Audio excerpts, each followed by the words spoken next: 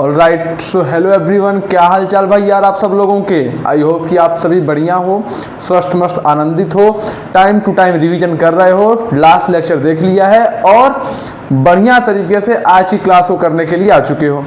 ठीक है, तो अगर आपने ये सारे काम किए हैं, लास्ट क्लास लगाया है, रिवीजन अच्छे से किया है, तो आज की क्लास में आप लोगों का मोर देन वेलकम है। अगर नहीं किया है तो पहले वो कर किया हो। क्यों? क्योंकि चीज़ें आपस में इंटर रिलेटेड है। ठीक है, अगर आपको कैथोड रे एक्सपेरिमेंट नहीं पता तो एनोड रे के बारे में कैसे पता चलेगा? ठीक है कि नहीं? तो कहीं ना कहीं मैं उम्मीद करता हूं कि आप वो सारा काम करके आए हो। ठीक, तो आज मस्त और बिंदास तरीके से आज का लेक्चर हम लोग स्टार्ट करते हैं। तो आप सभी का आज के लेक्चर में मोर देन वेलकम, अगर आप लोगों ने रिवीजन किया है तो। ठीक है, तो और बेटा आज का हम लोग लेक्चर स्टार्ट करते हैं। आज के लेक्चर में हमें पढ़ना क्या है? आज के लेक्चर में बेसिकली हमें पढ़ना है पॉजिटिव रे की डिस्कवरी, यानी कि डिस्कवरी ऑफ प्रोटॉन। पॉजिटिव रे की डिस्कवरी यानी कि discovery of proton. Sir discovery of proton क्या, कैसे किया गया, कब किया गया, कौन किया, इन सारी बातों को एकदम डिटेल में बहुत ही बढ़िया तरीके से हम लोग पढ़ेंगे। पूरा फोकस लगा के यहां पे सुनते रहना, पूरा फोकस लगा के यहां पे सुनते रहना। सबसे पहली बात समझो कि डिस्कवरी ऑफ प्रोटॉन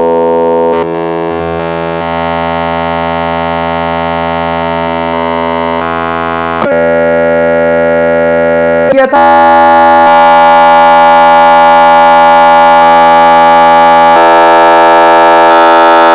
इस बार जो कैथोड रे मॉडिफाइड था। क्या था? मॉडिफाइड था। पिछली बार गोल्डस्टीन ने जो कैथोड रे ट्यूब यूज किया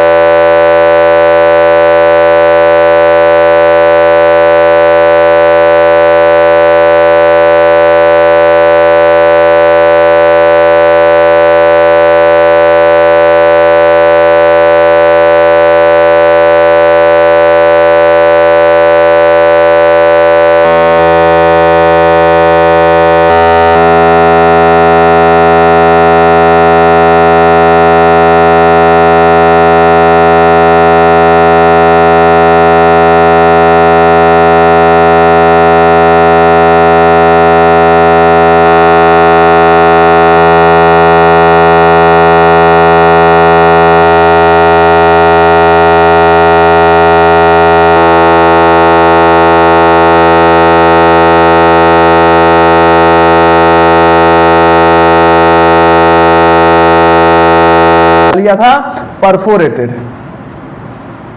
गोल्डस्टीन यूज परफोरेटेड कैथोड।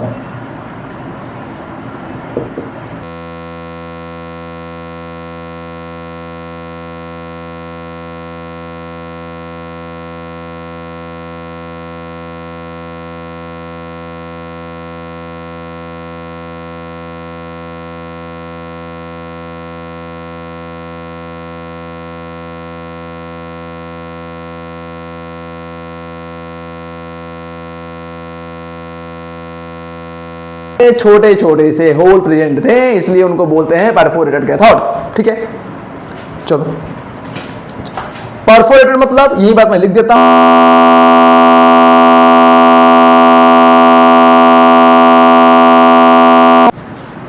दिख रहा है ना? टाइनी होल्स प्रेजेंट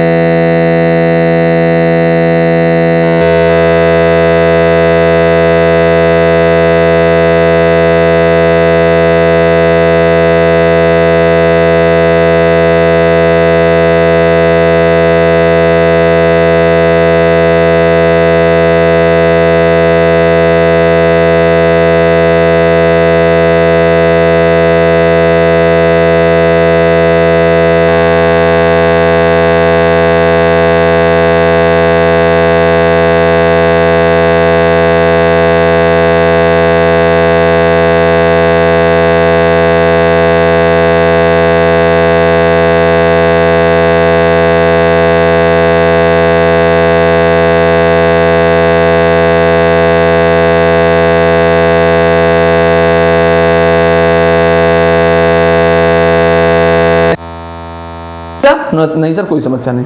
अब एक बात और ध्यान से समझो बच्चा,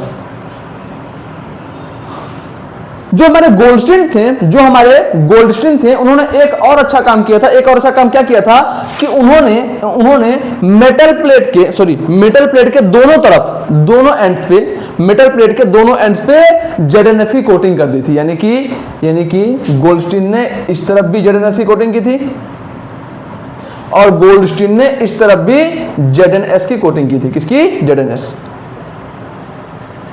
जिंक सल्फाइड की। सर क्यों किया गया था? ताकि एक ग्लो देखने को मिले। गोल्डस्टीन ने इस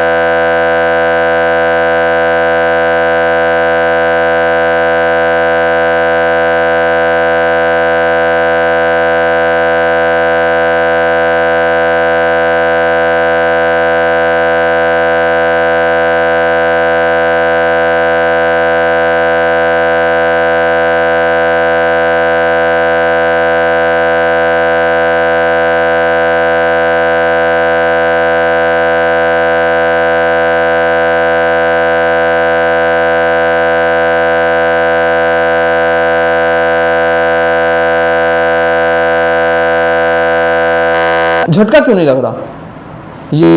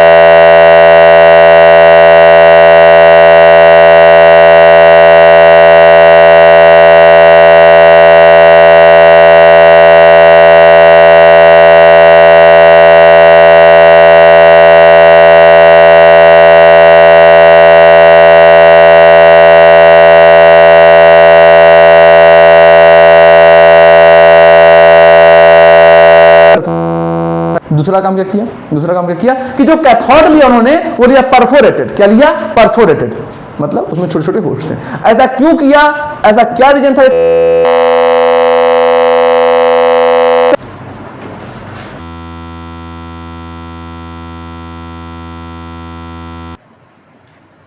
ठीक है बेटा, तो इतनी सारी बातों को आप लोगों ने समझ लिया, इतनी सारी बातों को आप सभी ने समझ लिया, आप सब बिल्कुल समझ लिया। अब आगे देखो सर एक्सपेरिमेंट हुआ क्या, कैसे हुआ, अब उसको समझते हैं। देखो ये जेडएनएस की कोटिंग करने से क्या फायदा मिली? जो जेडएनएस का कोटिंग करना था किया उन्होंने दोनों तरफ, इन्होंने जो जिंक सल्फाइड का कोटिंग कर दिया कैथोड और एनोड दोनों साइड, उससे क्या फायदा हुआ उसको समझते हैं। इससे क्या फायदा हुआ उसको समझते हैं। और आप लोग ये भी समझ जाओगे कि जो कैथोड उन्होंने लिया वो परफोरेटेड क्यों लिया। इन्होंने ये जो कैथोड लिया, ये परफोरेटेड क्यों लिया, ये बात भी आप अभी समझ जाओगे, ध्यान से सुनो। थॉमसन एक्सपेरिमेंट के अकॉर्डिंग जब उन्होंने सर्किट को क्लोज किया तो कैथोड से एनोड की तरफ एक रे जाना शुरू की, उसको हम लोगों ने बोल दिया कैथोड रे। उसको क्या बोल दिया, कैथोड रे। सर आपको कैसे पता चला कि यहां से यहां पर एक रे जा रही है, आपको दिख रही थी क्या बेटा? यहां पर लोगों ने जो जिंक सल्फाइड की कोटिंग कर रखी थी, इसमें आया था एक ग्लो, इसमें क्या आया था, एक ग्लो आया था, एक चमक आया था। तो यहां से हम लोग को ये बात समझ आ चुकी थी कि यहां से कुछ इधर निकल के आ रहा है जो कि बार बार से टकरा रहा है, जिसकी वजह से ग्लो आ रहा है। ठीक है, हाँ सर। सिमिलरली क्योंकि इन्होंने, किसने, गोल्डस्टीन ने दूसरे साइड पे ZnS की कोटिंग कर रखी थी, तो इधर भी एक ग्लो देखने को मिला, इधर भी एक ग्लो देखने को मिला। अच्छा, यानी कि दोनों साइड साथ में एक ग्लो दिख रहा था हमें, दोनों साइड साथ में एक चमक दिख रहा था। तो गोल्डस्टीन समझ गए थे ये बात कि ऐसा नहीं है कि कैथोड से एनोड की तरफ बस एक रे जा रही है। गोल्डस्टीन इस बात को भली भांति समझ चुके थे कि जो हमारे पास रे है वो बस कैथोड से एनोड की तरफ नहीं जा रहा है, बल्कि एनोड से भी कैथोड की तरफ कोई रे आ रहा है। अच्छा, फिर उनके दिमाग में एक बत्ती जली कि एनोड से कैथोड की तरफ रे क्यों आ रहा है। उसका जवाब उन्होंने खुद दिया कि एनोड है पॉजिटिव, कैथोड है नेगेटिव, यानी कि कुछ ना कुछ पॉजिटिव चार्ज भी इधर से इधर आ रहा है, कोई ना कोई पॉजिटिव चार्ज भी इधर से इधर आ रहा है। अच्छा, तो वो ये बात समझे कि यहां से कोई ना कोई पॉजिटिव चार्ज इससे अट्रैक्शन फील करके इधर आ रहा है। अब क्योंकि उन्होंने इसको परफोरेटेड ले रखा था, परफोरेटेड मतलब इसमें छोटे छोटे होल्स थे, तो कई सारे पॉजिटिव रे इन होल से निकल जाते थे और जाके इधर उधर टकराते थे और ग्रीन हो जाते थे। क्योंकि उन्होंने इस कैथोड में छोटे छोटे होल कर रखे थे, तो बहुत सारे पॉजिटिव रे जो इधर से जा रहे हैं, बहुत सारे पॉजिटिव रे जो इधर से जा रहे हैं, वो इन होल से पार कर जाते थे और जाके इस स्क्रीन पर टकरा जाते थे, जिससे ग्लो आ रहा था, तो इसको होल क्यों किया था उन्होंने, ताकि उनको ज्यादा अमाउंट ऑफ ग्लो देखने को मिले। ठीक है, कितनी बात समझ में आया? तो उन्होंने क्या बताया कि साइमल्टेनियसली इस तरफ भी एक ग्लो हो रहा था, इस तरफ भी एक ग्लो हो रहा था। इसका मतलब क्या, यहां से नेगेटिव रे इधर को जा रही है और उसी सेम टाइम पे इधर से कुछ ना कुछ पॉजिटिव रे भी इधर को आ रही है। ठीक है, और इसी पॉजिटिव रे को गोल्डस्टीन ने नाम दे दिया कैनाल रे। इन्हीं पॉजिटिव रेज को गोल्डस्टीन ने जो नाम दिया, ये जो पॉजिटिव रेज थी, ये जो पॉजिटिव रेज थी जो इधर से इधर जा रही हैं, इसको उन्होंने क्या बोल दिया, कैनाल रे।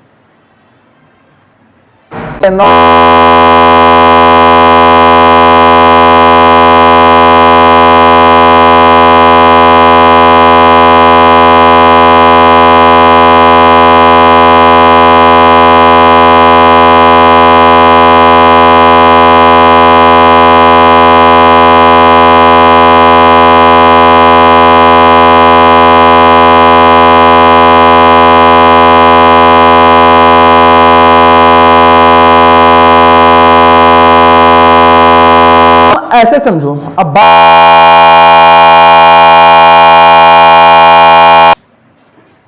ठीक है बेटा, इतनी बातें क्लियर हुई। अब देखो अगले बात उन्होंने क्या बताया, अगले बात उन्होंने ये बताया कि जैसे हमारे पास कैथोड रे की वेलोसिटी बहुत अधिक थी, वैसे ही जो उनको एनोड रे देखने को मिला, उसकी भी वेलोसिटी बहुत अधिक थी, बहुत तेज वेलोसिटी से एनोड रे भी ट्रैवल कर रहा था। अच्छी बात है, और अच्छी बात है सर, और अच्छी बात है। प्रॉब्लम पता है कहां पे आया, कंफ्यूजन पता है कहां पे आया? ये कंफ्यूजन समझने से पहले एक दो पॉइंट और समझ लेते हैं। एक दो पॉइंट और क्या है कि कैथोड रे ने क्या किया था कि माइका व्हील को रोटेट करना शुरू किया था, सेम काम एनोड रे ने भी किया। इसका मतलब एनोड रे के पास भी मैकेनिकल प्रॉपर्टी है, मतलब मटेरियलिस्टिक प्रॉपर्टी है। एनोड रे ने भी माइका व्हील को रोटेट कर दिया, तो वहां से क्या बोल दिया गया कि इसके पास भी मटेरियलिस्टिक प्रॉपर्टी है, मतलब एनोड रे भी पार्टिकल नेचर का है। हाँ या ना बोलो सर, बिल्कुल सही बात है, बिल्कुल सही बात है, एनोड रे भी पार्टिकल नेचर का है। ये बात भी क्लियर हो गया, इसमें भी कोई दो राय नहीं था। अच्छा, जैसे कैथोड रे ने ऑब्जेक्ट का पीछे शैडो बनाया था, कैथोड रे ने क्या किया था, ऑब्जेक्ट जो बीच में आया था उसका पीछे शैडो बना दिया, तो वहां से ये बोल दिया गया कि जो कैथोड रे है वो स्ट्रेट लाइन में चलती है, कैथोड रे एक स्ट्रेट लाइन में चलती है। सिमिलरली सेम काम एनोड रे ने भी किया। एनोड रे ने भी ऑब्जेक्ट का पीछे एक शैडो बनाया, और एनोड रे के बीच में जो ऑब्जेक्ट रखा था उसका भी पीछे एक शैडो बना। तो वहां से वो लोग ये बात भी कहती है कि एनोड रे भी स्ट्रेट लाइन में चलती हैं। ठीक है, हाँ सर, सेम वही एक्सपेरिमेंट है, बिल्कुल कोई चेंज नहीं है, बस थोड़ा सा मॉडिफिकेशन की वजह से दूसरा रिजल्ट भी मिल गया। एनोड रे जो कैथोड रे था वो पॉजिटिव टर्म, देखो यहां पे जब एक एक्स्ट्रा इलेक्ट्रिक फील्ड लगाया गया, यानी कि एक एक्स्ट्रा बैटरी जब कनेक्ट किया गया दोनों एंड्स पे, ट्यूब के दोनों एंड्स पे जब एक एक्स्ट्रा बैटरी को कनेक्ट किया गया, तो जो कैथोड रे था वो पॉजिटिव टर्मिनल की तरफ डेविएट हुआ था। जो कैथोड रे था वो पॉजिटिव टर्मिनल की तरफ डेविएट हुआ था, लेकिन यहां पे कैनाल रे नेगेटिव टर्मिनल की तरफ डेविएट हो गया। कैनाल रे नेगेटिव टर्मिनल की तरफ डेविएट हो गया, तो वहां से यह बात बोल दिया गया कि देखो इसके पास भाई है पॉजिटिव चार्ज, इस वजह से नेगेटिव की तरफ जा रहा है, इस वजह से नेगेटिव की तरफ जा रहा है। जैसे कैथोड रे मैग्नेटिक फील्ड में डिफ्लेक्ट हुआ था, जैसे कि कैथोड रे मैग्नेटिक फील्ड में क्या हुआ था बेटा, डिफ्लेक्ट हुआ था, वैसे ही एनोड रे भी मैग्नेटिक फील्ड में डिफ्लेक्ट हो गया। तो यहां से और कंफर्मेशन हो गया कि देखो इसके पास चार्ज नेचर है। ठीक है, कोई समस्या, कोई तकलीफ नहीं सर। खेल कहां पे आया? अब सोचने की जरूरत यहां पे पड़ी कि स्टार्टिंग का जो एक्सपेरिमेंट था जिसको थॉमसन ने किया था, उन्होंने इसमें लिखा था हाइड्रोजन गैस। थॉमसन ने इसमें रखा था हाइड्रोजन गैस। तो बेसिकली क्या हुआ था कि जब तक इसमें हाइड्रोजन गैस प्रेजेंट था, उस केस में जो हमारे पास पॉजिटिव रेज थी उसकी कुछ वेलोसिटी v थी। जब H2 गैस था, जब H2 गैस को हटा दिया गया, यानी कि हाइड्रोजन गैस को जब हटा दिया गया, सपोज करो जब हीलियम भर दिया गया, तो इसकी जो वेलोसिटी थी उस केस में जो पॉजिटिव रे की वेलोसिटी थी वो कितनी हो गई, v डैश हो गई। और v डैश में जब कंपैरिजन किया गया तो ये देखने को मिला कि जो v वेलोसिटी है वो v डैश से अधिक है। v वेलोसिटी जो है वो v डैश से अधिक है। जब इन दोनों वेलोसिटी में कंपैरिजन हुआ तो ये देखने को मिला कि जो v वेलोसिटी है v डैश से अधिक है। सर कुछ नहीं समझ में आया, क्या बोलते जा रहे हो, जल्दी बोल रहे हो, फिर से समझो। खेल कहां से शुरू हुआ? खेल यहां पे शुरू हुआ बेटा कि जैसे ही पहले इसमें हाइड्रोजन गैस भरा हुआ था, पहले ट्यूब में हम लोगों ने हाइड्रोजन गैस भरा था। कैथोड रे एक्सपेरिमेंट याद है ना? हाँ सर, उसमें हम लोगों ने ट्यूब में हाइड्रोजन गैस को भर रखा था। ठीक है सर, बिल्कुल। तो जब तक इसमें हाइड्रोजन गैस को भर रखा था, उस केस में जो पॉजिटिव रे एनोड से कैथोड की तरफ आ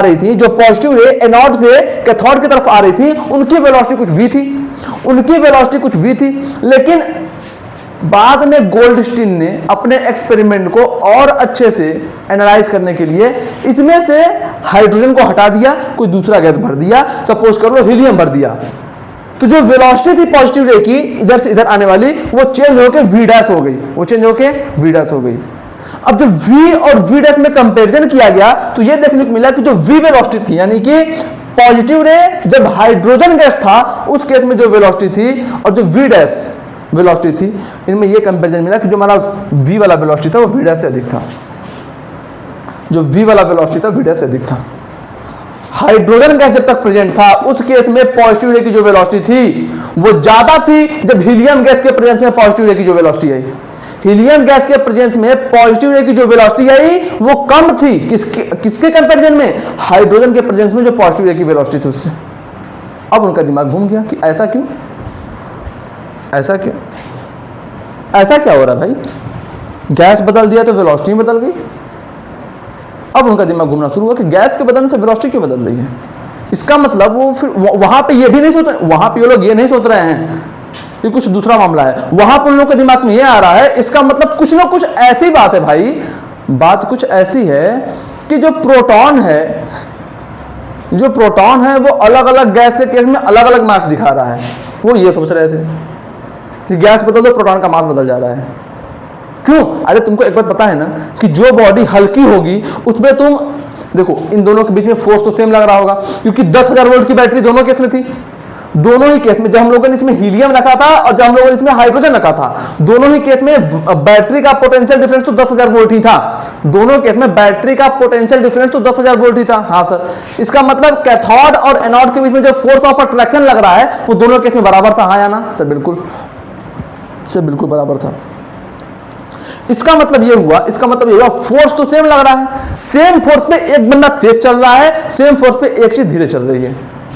इसका मतलब क्या हुआ? इसका मतलब तुम जाहिर सी बात समझ सकते हो कि फोर्स बराबर लगा रहे हो, एक बंदा तेज चल रहा है, एक बंदा धीरे चल रहा है। इसका मतलब जो तेज चल रहा है उसका मास कम है और जो धीरे चल रहा है उसका मास अधिक है, सेम फोर्स पे।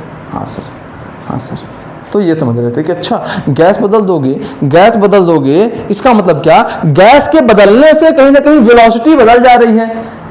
इसका मतलब ये कि डिफरेंट गैसेस के लिए जो हमारे पास एनोड रे है, जो हमारे पास पॉजिटिव रे है, उसका मास भी अलग अलग है। थोड़ा सा दिमाग में उनके चल तो रहा था खुराफात, बट वो मान लिए चलो ऐसा ही है।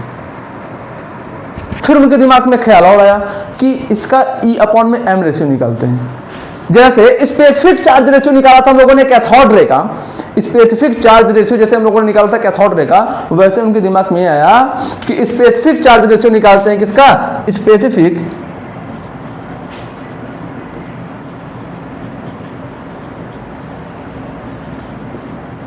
चार्ज रेशियो हम लोग निकालते हैं एनोड रे का।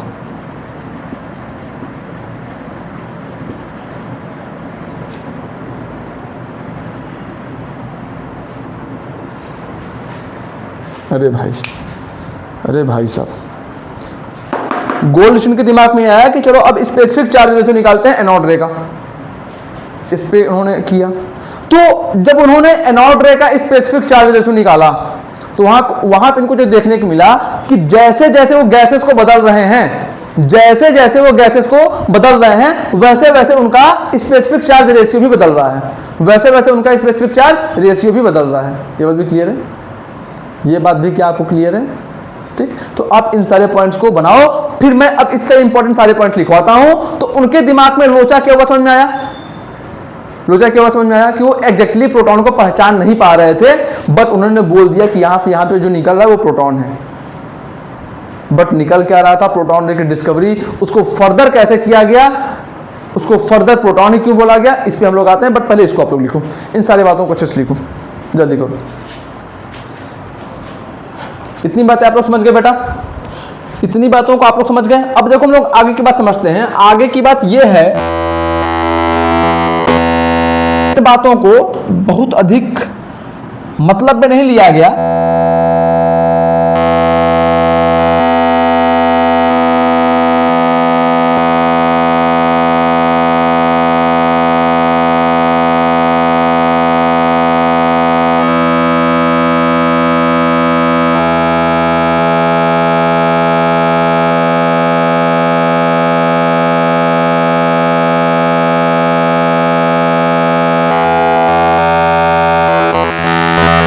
हाइड्रोजन एटम, ये हो गया हाइड्रोजन एटम का न्यूक्लियस के आउटर मोस्ट शेल में इलेक्ट्रॉन है, वो इलेक्ट्रॉन, ये वाला इलेक्ट्रॉन आके इस इलेक्ट्रॉन से टकराया और अनफॉर्चुनेटली दोनों इलेक्ट्रॉन्स बाहर की तरफ निकल गए।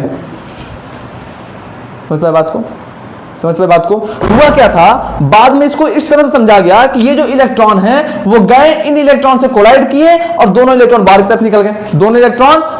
तरफ निकल गए, अच्छा, इसका मतलब ये जो हाइड्रोजन का एटम है वो क्या हो गया? H पॉजिटिव में कन्वर्ट हो गया, ये H पॉजिटिव में कन्वर्ट हो गया।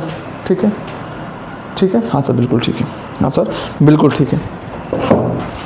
उस टाइम पे बेटा हाइड्रोजन एटम को क्यों लिया था हम लोगों ने? उस टाइम पे हम लोगों ने हाइड्रोजन एटम को इसलिए लिया था क्योंकि ये था सबसे लाइटेस्ट एलिमेंट, सबसे हल्का एलिमेंट था हाइड्रोजन एटम, इस वजह से हम लोगों ने हाइड्रोजन गैस को लिया था। अच्छा, तो अब बात को ध्यान से समझो कि बाद में लोगों ने इस बात को एनालाइज किया कि कहीं ना कहीं कुछ ऐसा केस था कि ये जो हमारे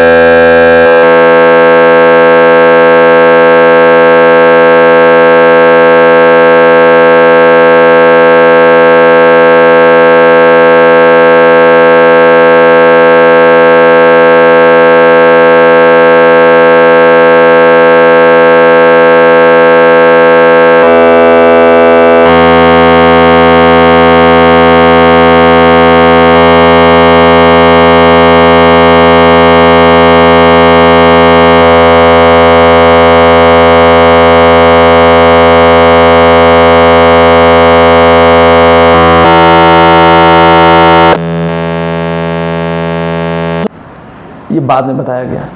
और बाद में ये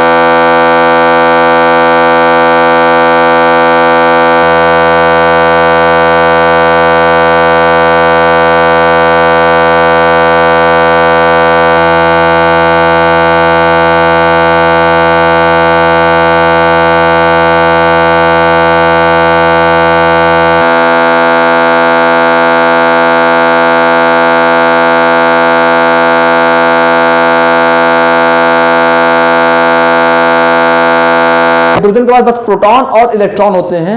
उसी समय लोगों के दिमाग में घंटी बज गई। इसका मतलब यहां से यहां की तरफ जो जा रहा था वो प्रोटॉन जा रहा था, क्योंकि उसके पास इलेक्ट्रॉन तो था नहीं, इलेक्ट्रॉन तो आयोनाइज हो चुका था, इलेक्ट्रॉन तो बाहर निकल चुका था। समझ में आया बात? समझ में आया बात? तो बेटा ये था हमारा पॉजिटिव चार्ज यानी कि प्रोटॉन की डिस्कवरी, जहां पर हम लोगों ने पूरे कॉन्सेप्ट को अच्छे तरीके से समझ लिया। अब इससे रिलेटेड मैं सारे पॉइंट्स लिख देता हूं, उन सारे पॉइंट्स को आपको एक्सप्लेन कर देता हूं। उसके पहले आप लोग जल्दी से इन सारे पॉइंट्स को लिख लो, इस फिगर्स को बना लो अच्छे से, फिर हम लोग जल्दी स्टार्ट करते हैं। जल्दी करो। चलो बेटा, तो जितने पॉइंट्स को हम लोगों ने समझा था, जितने पॉइंट्स को हम लोगों ने समझा था कैनाल रे एक्सपेरिमेंट में, उन सारे पॉइंट्स को अभी मैंने लिख दिया है, उन सबको देखते हैं। उसके बाद अभी कुछ पॉइंट्स और बच गए हैं, उनको भी नेक्स्ट स्लाइड पे हम लोग कंप्लीट कर लेंगे। उसके बाद हमारा डिस्कवरी ऑफ पॉजिटिव रे भी हो जाएगा कंप्लीट। डिस्कवरी ऑफ पॉजिटिव रे भी हमारे पास क्या हो जाएगा? कंप्लीट हो जाएगा। ध्यान से समझो क्या है। Existence of positive charge particle was shown by E Goldstein in 1886। Positive charge particle के एग्जिस्टेंस के बारे में हमको ई गोल्डस्टीन ने बताया था। कब? 1886 में। कब? 1886 में। ठीक है। Perforated cathode is used in same discharge tube experiment. Same discharge tube जो हमारा एक्सपेरिमेंट था वो सेम डिस्चार्ज ट्यूब का एक्सपेरिमेंट था, मतलब कि कैथोड रे एक्सपेरिमेंट ही था, लेकिन हम लोगों ने उसको थोड़ा सा मॉडिफाई कर दिया था। उस कैथोड रे को हम लोगों ने थोड़ा सा मॉडिफाई कर दिया था, और उसमें हम लोगों ने क्या यूज किया था? Perforated cathode. उसमें हम लोगों ने क्या यूज किया था बेटा? Perforated cathode. तो वही बात लिखा हुआ है कि perforated cathode is used in the same discharge tube experiment. Same discharge tube experiment के हम लोगों ने किया था, बट परफोरेटेड कैथोड को यूज किया था। ठीक है। अगला पॉइंट देखो। When high potential difference was applied, when high potential difference was applied between electrodes, जब इलेक्ट्रोड्स के बीच में हाई पोटेंशियल डिफरेंस अप्लाई किया गया, not only cathode ray but also a new type of रे वर प्रोड्यूस। उस case में बस cathode ray ही नहीं, एक नई टाइप की भी रे देखने को मिली, है ना, वर प्रोड्यूस। ठीक है। Simultaneously from anode moving toward cathode, anode की तरफ से कैथोड की तरफ मूव करती दिखाई दी।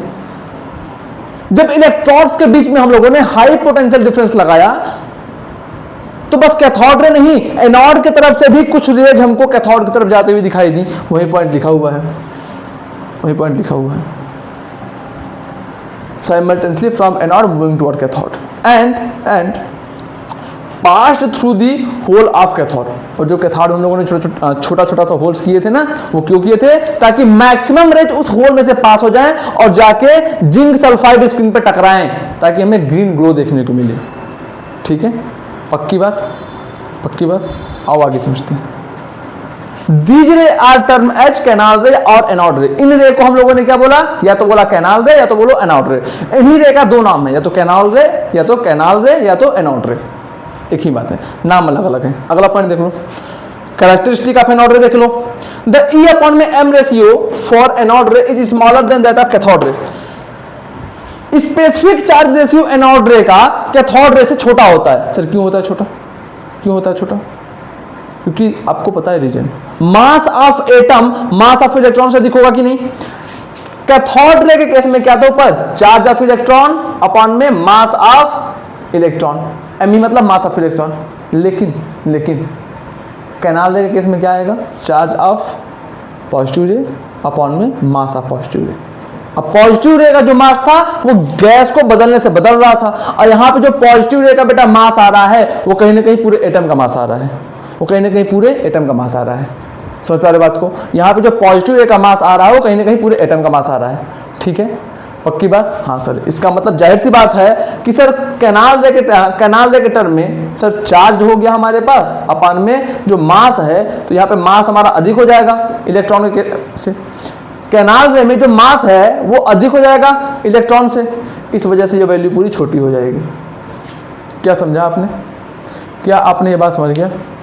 आप लोग ये बात समझ गए क्या? बोलो। ठीक है, अच्छा। अगला, they are capable to produce ionisation in gases. जैसे कैथोड रे ने गैसेस को आयोनाइज किया था, वैसे ही एनोड रे भी गैसेस को आयोनाइज कर सकता है। वैसे ही एनोड रे भी सर गैसेस को आयोनाइज कर सकता है। सर कैसे कर सकता है थोड़ा समझा दो, कैसे कर सकता है थोड़ा सा समझा दो। समझ लो बेटा कैसे कर सकता है। ये हमारा हाइड्रोजन का गैस है जिसके लास्ट शेल में एक इलेक्ट्रॉन प्रेजेंट है। ये हमारा आया कैनाल रे, ये हमारा आया कैनाल रे। इसके पास कोई इलेक्ट्रॉन नहीं है, वो गया इससे टकराया, इससे जैसे टकराया इसका इलेक्ट्रॉन अपने में खींच लेगा कि नहीं खींच लेगा? ये जैसे ही इससे टकराएगा इसका इलेक्ट्रॉन अपने पे खींच लेगा कि नहीं? ये जैसे ही इसे टकराता है इसका इलेक्ट्रॉन अपने ऊपर खींच लेगा कि नहीं? पॉजिटिवली चार्ज है, हाई वेलोसिटी है, जाहिर सी बात है इसे टकराते हैं इसके इलेक्ट्रॉन को खींच लिया। और जैसे ही ये इसके इलेक्ट्रॉन को खींच लिया, इसको मैंने बोल दिया ए, इसको मैंने बोल दिया बी, क्या हो जाएगा हमारा? ए तो ऐसा हो जाएगा, ए के पास आ गया इलेक्ट्रॉन प्लस जो हमारे पास बी है वो हो गया खाली, वो हो गया खाली। ठीक है, यानी कि कैनाल रे भी क्या कर सकता है? गैसेस को आयोनाइज कर सकता है, बिल्कुल कैथोड रे की तरह। समझ में आ रहा है बात? कैनाल रे भी गैसेस को आयोनाइज कर सकते हैं, कैनाल रे भी गैसेस को आयोनाइज कर सकते हैं, बिल्कुल कैथोड रे की तरह। अगले पॉइंट को देखो, अगले पॉइंट को देखो, they can produce physical and chemical change. ये भी फिजिकल और केमिकल चेंज को प्रोड्यूस कर सकते हैं। अगला बात, कैनाल रे travel in straight line. Canal रे कहां चलती हैं? एक स्ट्रेट लाइन में चलती हैं। कैसे पता चला? As this cast shadow of the object. जैसे कैथोड रे ने ऑब्जेक्ट का शैडो बनाया था पीछे की तरफ, वैसे ही सेम काम कैनाल ने भी किया, सेम काम कैनाल रे ने भी किया। कैनाल रे जो थी उसने भी रास्ते में पड़े ऑब्जेक्ट का पीछे की तरफ परछाई बना दिया, तो वहां से ये बोल दिया गया कि इसके पास भी स्ट्रेट लाइन पाथ है, कैनाल रे के पास भी स्ट्रेट लाइन पाथ है। क्या ये बात भी क्लियर है? लास्ट पॉइंट, कैनाल रे है पॉजिटिव चार्ज। कैनाल रे के पास कैसा चार्ज होता है? पॉजिटिव चार्ज होता है। कैसे पता चला? वो नेगेटिव टर्मिनल की तरफ अट्रैक्ट हुआ था, यहां से पता चला। अगला बात, and affected by electric field and magnetic field. अच्छा, अगर कैनाल रे चार्ज पार्टिकल है तो इलेक्ट्रिक फील्ड और मैग्नेटिक फील्ड में डिफ्लेक्ट तो होगा ही, सिंपल सी बात है। इस वजह से मैंने क्या लिख दिया? Affected by electric field and magnetic field. तो इतने सारे बातों को आप लोग ध्यान से लिख लो। सॉरी, मैं दोबारा लिख देता हूं। Existence of positive charge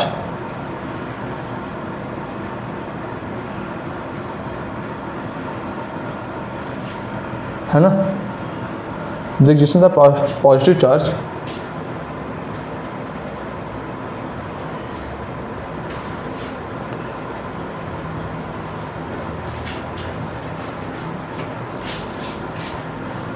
the existence of positive charge was shown by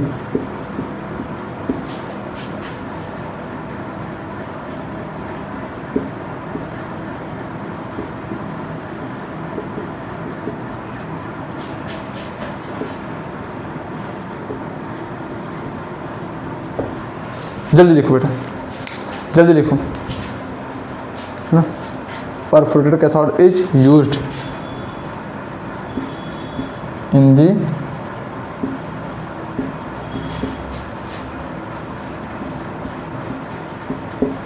जल्दी करो, जल्दी करो बेटा।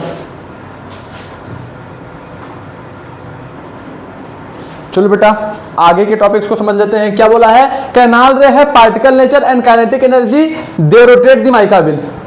कैनाल रे ने भी माइका व्हील को रोटेट किया तो वहां से क्या बोल दिया गया कि कैनाल रे के पास भी पार्टिकल नेचर है। अब क्योंकि कैनाल रे के पास एक वेलोसिटी है, जिस वेलोसिटी से कैनाल रे कैथोड की तरफ जा रही है, तो इस वजह से उसको क्या बोल दिया गया कि अगर उसके पास वेलोसिटी है, इसका मतलब जरूर उसके साथ कोई ना कोई काइनेटिक एनर्जी भी होगी। ठीक है, अगला point, specific charge on anode रे। एनोड रे का जो स्पेसिफिक चार्ज होता है वो क्या हो जाएगा, चार्ज ऑन एनोड रे अपॉन में मास ऑफ एनोड रे। अब ये जो स्पेसिफिक चार्ज रेशियो है बेटा, वो चेंज होता है on changing the gas and changing the gas colour. Gas या गैस के कलर को बदलने पे ये वैल्यू, स्पेसिफिक चार्ज रेशियो की जो वैल्यू थी वो बदल रही थी। ठीक बात है, पक्का। आओ आगे देखते हैं।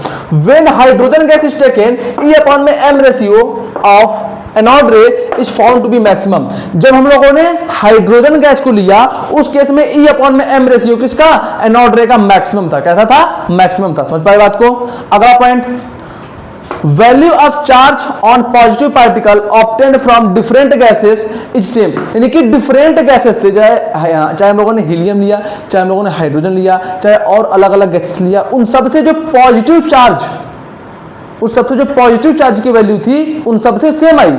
पॉजिटिव चार्ज की वैल्यू उन सब गैसेस से तो same I, but the value of m must be minimum for positive charge particle obtained from hydrogen gas.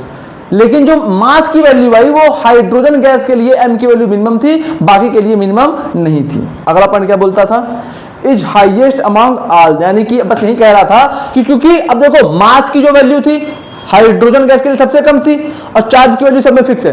Her gases के लिए चार्ज की वैल्यू फिक्स आ गई, लेकिन मास की वैल्यू अलग अलग आ गई, जिसकी वजह से E अपॉन में m रेशियो सबसे अधिक मैक्सिमम निकल के आ गया हाइड्रोजन गैस के लिए, बाकियों के लिए नहीं निकला। सबसे अधिक मैक्सिमम E अपॉन में m रेशियो किसके लिए निकला, हाइड्रोजन गैस के लिए निकला। ठीक है, ठीक है, अगला देख लो। among all the other positive particles obtained from the different gases। ठीक, और इस पॉजिटिव पार्टिकल को क्या बोल दिया गया, इसी पॉजिटिव पार्टिकल का नाम दे दिया गया प्रोटॉन। इसी पॉजिटिव पार्टिकल का नाम क्या दे दिया गया बेटा, प्रोटॉन दे दिया गया। ठीक है, एक बार फिर से रीड कर लो। Value of charge on positive particle obtained from different gases is same. Charge की वैल्यू सबके लिए सेम थी, लेकिन the value of mass must be minimum for positive particle obtained from hydrogen gas. Hydrogen gas से जो mass की value मिली वो सबसे कम मिली। Is the highest among all the positive particle obtained from different gases. ठीक, उसके बाद this particle is called proton. ठीक, चलो तो बेटा I am so sorry, last line में कुछ मिस्टेक्स हो गई थी। ठीक है, तो उसको मैं करेक्ट कर दिया हूँ, उनको हम लोग दोबारा से देख लेते हैं। सॉरी फॉर द इनकन्वीनियंस, और जल्दी से पॉजिटिव चार्ज रे की डिस्कवरी को और उसके सारे इंपॉर्टेंट पॉइंट्स को खत्म कर लेते हैं। दोबारा से पढ़ते हैं। Value of charge on positive particle obtained from different gases is same. Positive charge की जो वैल्यू मिल रही थी हमें डिफरेंट गैसेस से, वो तो सेम मिल रही थी, लेकिन the value of mass must be minimum for positive, the value of mass must be minimum for positive particle obtained from hydrogen gas. यानी कि उस पॉजिटिव पार्टिकल का मास सबसे मिनिमम मिल रहा था जो पॉजिटिव पार्टिकल हाइड्रोजन गैस में प्राप्त होता था। यानी कि पॉजिटिव पार्टिकल का चार्ज तो हर गैस के लिए सेम मिल रहा था, लेकिन मास हाइड्रोजन वाले गैस का सबसे कम मिल रहा था। मास हाइड्रोजन वाले गैस का सबसे कम मिल रहा था। ठीक बात है, आगे देखो। thus the positive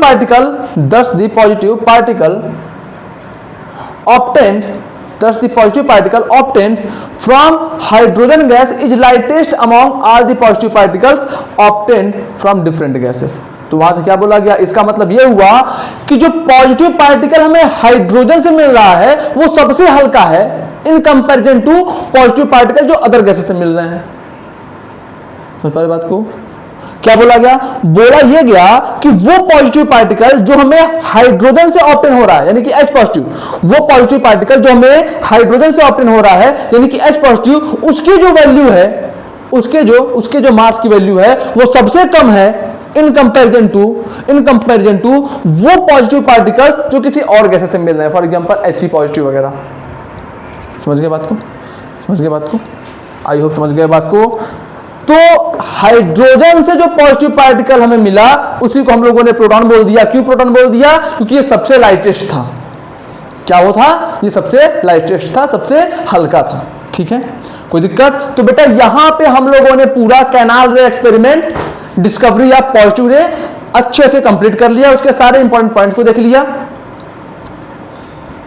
इससे अधिक आपको कहीं नहीं मिलेगा। टोटल हम लोगों ने डिटेल में पढ़ लिया कि कैनाल रे एक्सपेरिमेंट था क्या, कैसे हुआ, सारी बातों को बहुत ही अच्छे तरीके से समझ लिया। आई होप ये सारे पॉइंट भी आपको समझ में आ गए होंगे। इस पॉइंट का मैं मतलब फिर से बता देता हूं कि पॉजिटिव चार्ज तो जितने भी गैसेस थे, जैसे He positive, H positive, Ar positive, O positive, her case में पॉजिटिव चार्ज की वैल्यू तो सेम आ रही थी। चार्ज की वैल्यू हर केस में तो सेम आ रही थी, बट मास गैस के बदलने की वजह से मास बदल रहा था। और जो हाइड्रोजन एटम यानी कि H पॉजिटिव के लिए जो मास था वो सबसे कम था। H पॉजिटिव के लिए जो मास था वो सबसे कम था। अच्छा, तो वही बात आगे लिखा गया कि जो हमारे पास H पॉजिटिव का मास था, यानी कि positive charge obtain from hydrogen gas से जो हमें पॉजिटिव चार्ज मिला, जो पॉजिटिव पार्टिकल मिला, उसका जो मास था वो सबसे लाइटेस्ट था, वो सबसे हल्का था as comparison to positive particles जो हमें दूसरे गैसेस से मिले। As compare to positive particle जो दूसरे गैसेस से मिले, उन सबसे हल्का किसका पॉजिटिव पार्टिकल था? हाइड्रोजन का पॉजिटिव पार्टिकल उन सबसे हल्का था। इस वजह से इस पॉजिटिव पार्टिकल को हम लोगों ने क्या बोल दिया? प्रोटॉन बोल दिया। तो आप लोग 2 मिनट में जल्दी से इन सारे पॉइंट्स को लिखेंगे और हम लोग आज की इस लेक्चर को कंप्लीट करेंगे। ठीक है, लिख लिया बोलो। तो आशा करता हूं बेटा कि आज की क्लास, ये लेक्चर आपको बढ़िया तरीके से समझ में आया होगा। जो बातें मैं आपको समझाना चाहता था वो सारी बातों को आपने बढ़िया से रिलेट किया होगा और कैथोड रे एक्सपेरिमेंट से भी उसको कंपेयर किया होगा, वहां से कंपेयर कर करके सीखा होगा। दिमाग लगा के सीखो, रटना नहीं है, बढ़िया तरीके से सीखो, पीछे वाले चीजों से हमेशा मैच करते रहो और खूब पढ़ो, खूब आगे बढ़ो। तो आज के इसी अच्छी बात के साथ हम लोग आज के लेक्चर को कंप्लीट करते हैं। आई होप कि आपको आज के सारे टॉपिक्स बहुत बढ़िया तरीके से क्रिस्टल क्लियर हुए होंगे। तो ठीक है, this is your boy Vipul Pandey signing off. Bye bye, take care.